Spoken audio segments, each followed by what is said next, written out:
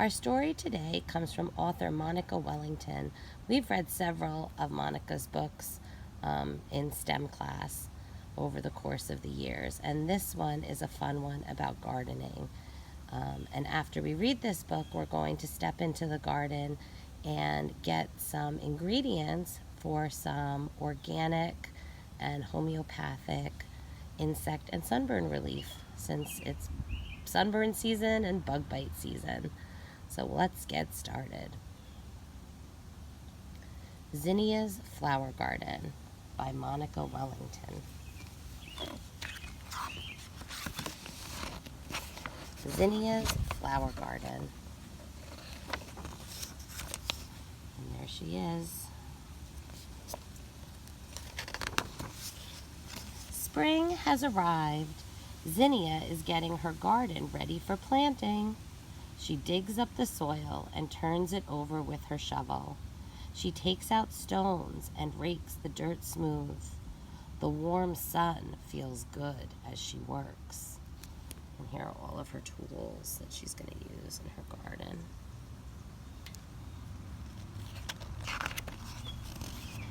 Zinnia carefully plants many kinds of flowers in rows. She covers the seeds with dirt and pats it down very gently. She sprinkles the ground with water.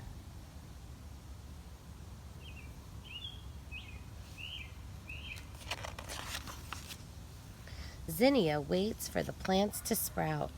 The seeds need the sun to shine, the rain to fall, and many days to pass. It is hard to wait so long for her seeds to grow. Every day, Zinnia checks her garden to see if anything is happening. Look, the first seedling is poking its way up through the dirt. Right? She's got one. Now Zinnia's garden is full of green sprouts growing toward the sun. Little stems grow taller. Little leaves get bigger. Little roots burrow deeper into the earth. So you can see they're growing bigger and bigger and bigger. Zinnia takes care of her garden every day. When the sun is hot and the soil is dry, she waters her thirsty plants.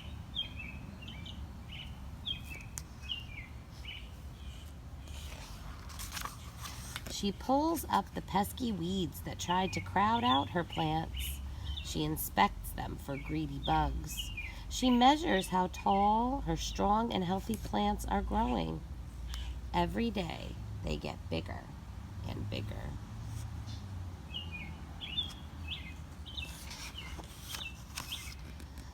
First thing in the morning, Zinnia runs out to check her garden. She is excited to see little buds growing on many of her plants. And look, she's even found a caterpillar that's going to turn into a butterfly. And then, at last, she finds what she has been waiting for, the first flower. One bud has bloomed, and it is beautiful. What a sweet smell. There are many more buds that will open soon. Right, and look, there she looked at her big part of her flower. Just like we did yesterday. The garden grows and grows with blossoming flowers. Zinnia paints, reads, and picnics amongst them. Butterflies flutter. Bees buzz. Zinnia's garden is her favorite place to be on these warm summer days. Her flowers are abundant, and Zinnia cuts some to arrange in bouquets. We did that too. The fragrant scents of the flowers swirl around her in the warm breeze. These are all her different kinds of flowers that she's got growing in her garden.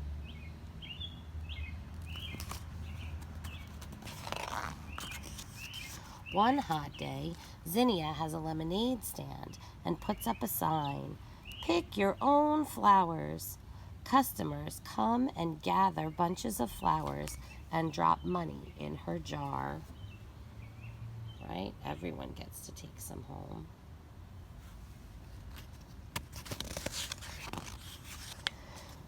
In the autumn, as it gets colder, Zinnia picks the last flowers from her garden. She finds ripe seeds that have formed. They are ready to be collected. She will save them to plant next year.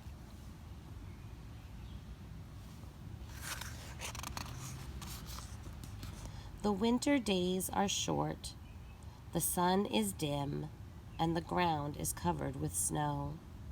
But Zinnia is already planning next year's garden. When spring comes, she will be ready to grow her very own flowers again. Right? So she's dreaming and writing down in her garden journal what she wants to do next spring. And here are some tips for growing flowers. And those are some things that we've learned, right? Things like soaking the seeds, making sure that your soil is damp, not putting too many seeds in each container, and labeling things. So the books of Monica Wellington I love so very much for young children because the stories are always good, but then she packs this other page with so much science information. So if you're looking to add to your child's STEM library, Monica Wellington's books are a fun place to start for preschoolers. We could do a lesson based on each page. Her illustrations are so rich and wonderful. So please, when the libraries open up again, be sure you check out Monica Wellington. She's also on Amazon.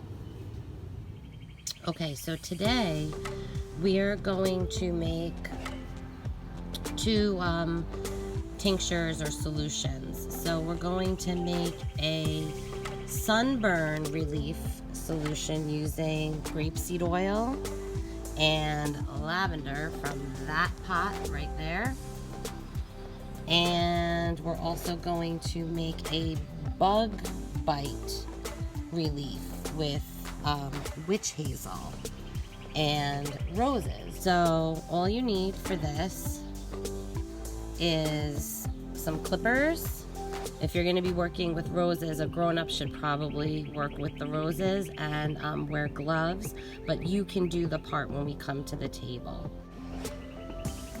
Okay, so the first thing we're going to do is we're going to cut some lavender. And lavender is an herb, and you can see it's got these pretty purple flowers, and it smells wonderful, and it's going to grow the more I cut it. And you can see it's got some little baby flowers right here, so I'm going to avoid cutting them because I want them to get to be big grown-up flowers. But I'm going to cut the part of the plant for our sunburn relief that are open. So I'm just going to go in and give it a good haircut. And if it's got an old flower, I'm going to cut that off. And when I've got a nice big handful, I'm going to go put it on my workstation. Now the next thing we're going to collect are some roses, and they're over here.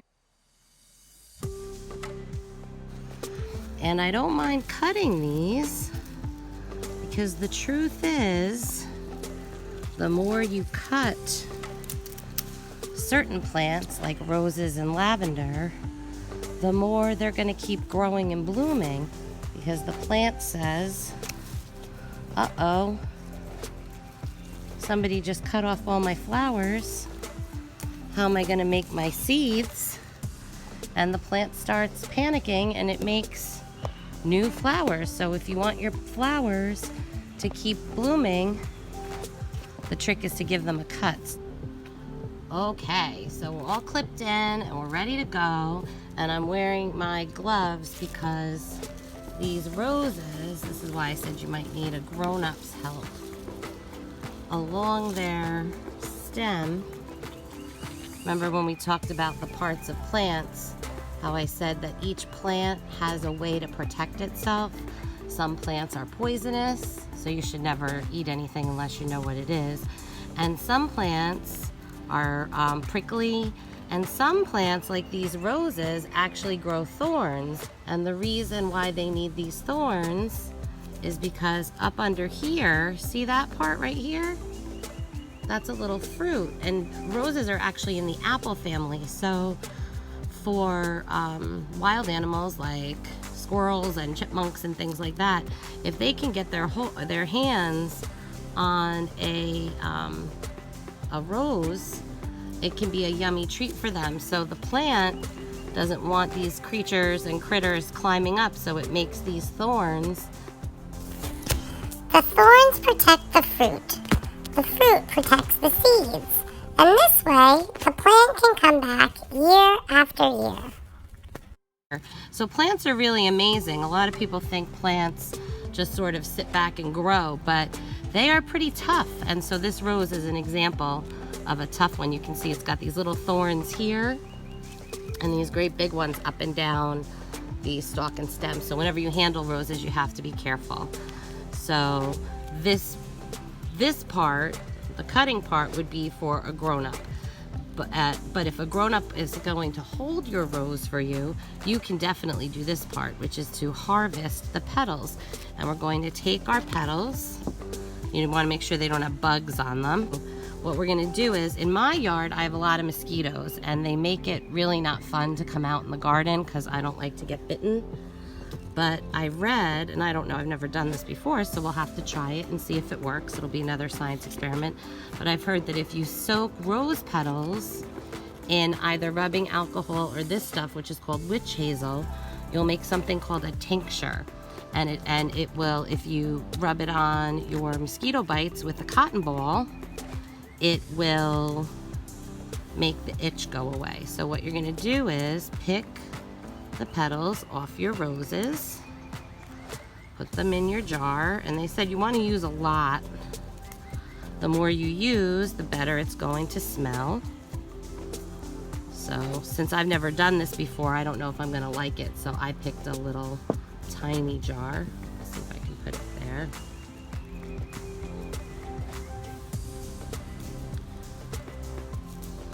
So we'll see. So I've got my petals in here. And the one instruction thing I said read to really pack it. So I'm going to keep pushing them in. And it doesn't, if you have a small jar, it doesn't take that many. So this one's done.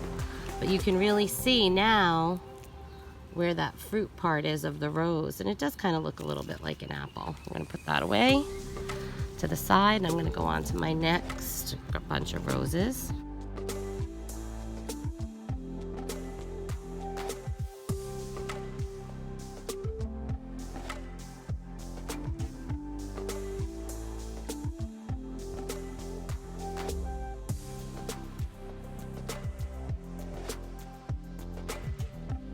So now you've got your rose petals in your jar, and the recipe doesn't really have measurements because they just say whatever you put in your jar, fill it up to the tippy top with witch hazel or rubbing alcohol. We're going to use witch hazel.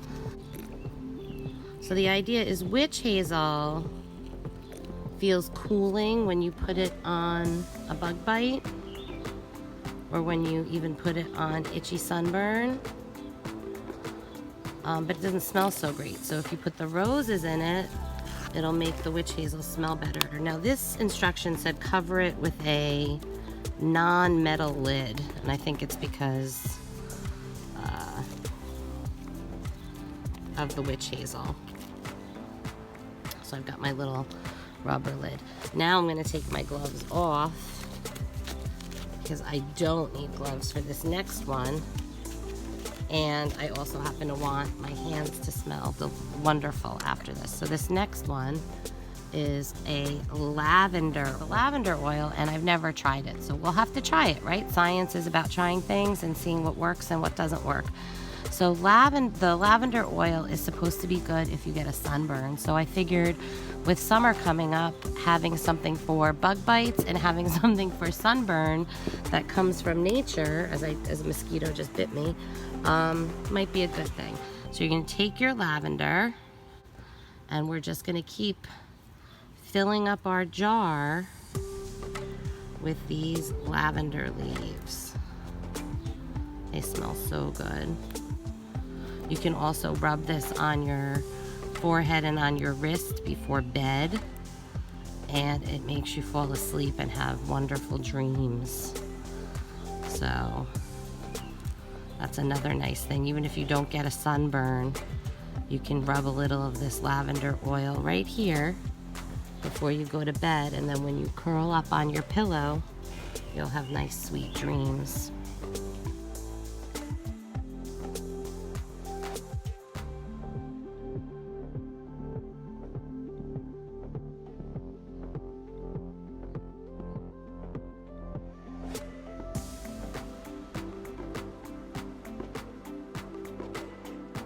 I'm going to take off the whole flower and put that in too. Here's a baby.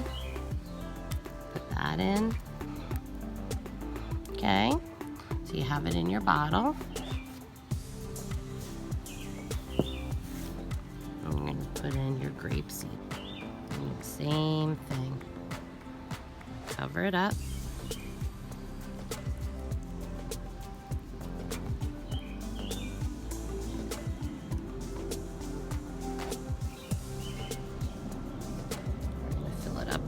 The tippy top.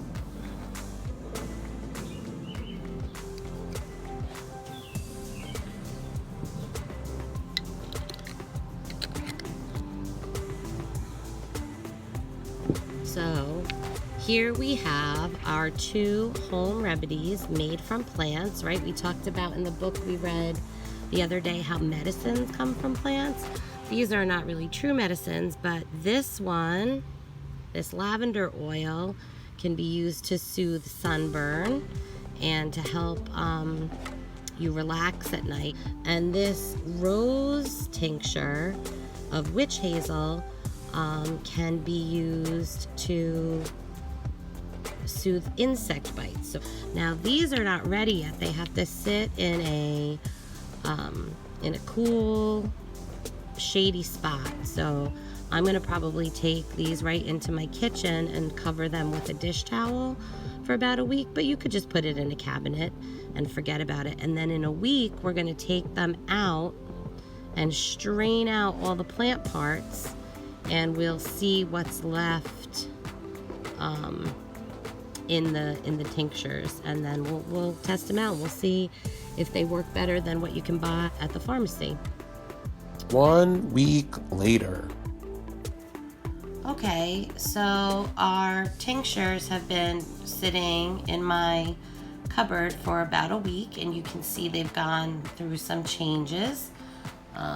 The pink from the rose petals has seeped into the witch hazel, and I'm not really sure what's gone on with the lavender, but when I took the top off, it smelled lovely. So now, in order for us to be able to use this, we have to strain this stuff out. So I've got my 2 little pots, and I've got my coffee filters.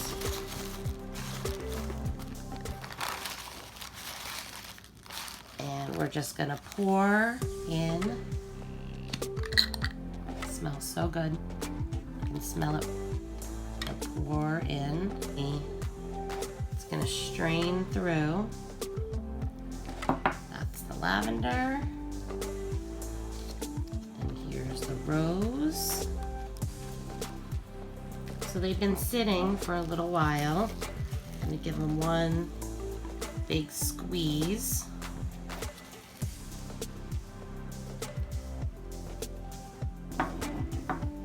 So this is our lavender oil. good for bedtime relaxation and sunburn relief. And then this one is our, let me give this one a squeeze too.